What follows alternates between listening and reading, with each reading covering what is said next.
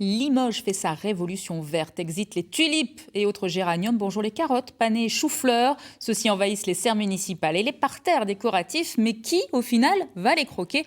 Réponse avec Christophe Baudin et Frédéric Borde. Des choux, des salades, des blettes. Sur les parterres devant la mairie, les légumes remplacent les fleurs. Les équipes municipales vont ainsi planter 4500 plantes potagères dans la ville. Là, c'est de la chicorée, de salade d'hiver. Les massifs d'ornements municipaux ne vont pas pour autant devenir des jardins partagés, du moins pas tout de suite. Il faut juste s'assurer que les légumes sont propres à la consommation, chose qu'on ne peut pas faire aujourd'hui parce qu'on ne maîtrise pas ce qui se passe sur les massifs et on n'a pas vérifié non plus la qualité de la terre. Donc c'est des étapes qu'il va falloir valider avant d'en arriver à la récolte et à une consommation pour le grand public. Les massifs, cela reste le décor. La production, la vraie, destinée à la consommation, on la trouve dans les ateliers municipaux.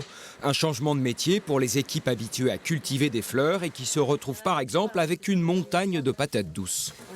Pour ramasser, nettoyer, donner, livrer, c'est toute une organisation complètement différente. C'est pas désagréable.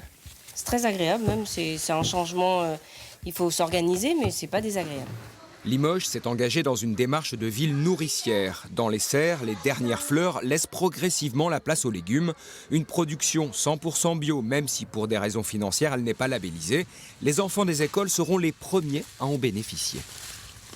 C'est utile dans le sens où on sait que ces légumes, ils seront mangés. Les fleurs, c'est joli, mais voilà.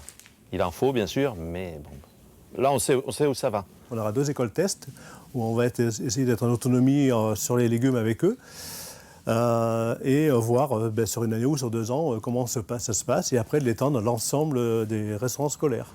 Les plantations devraient progressivement s'étendre sur 10 puis 15 hectares, une démarche innovante, écologique et économique. Au concours des villes fleuries, Limoges va perdre des points, mais au palmarès des villes nourricières, la voilà en bonne place.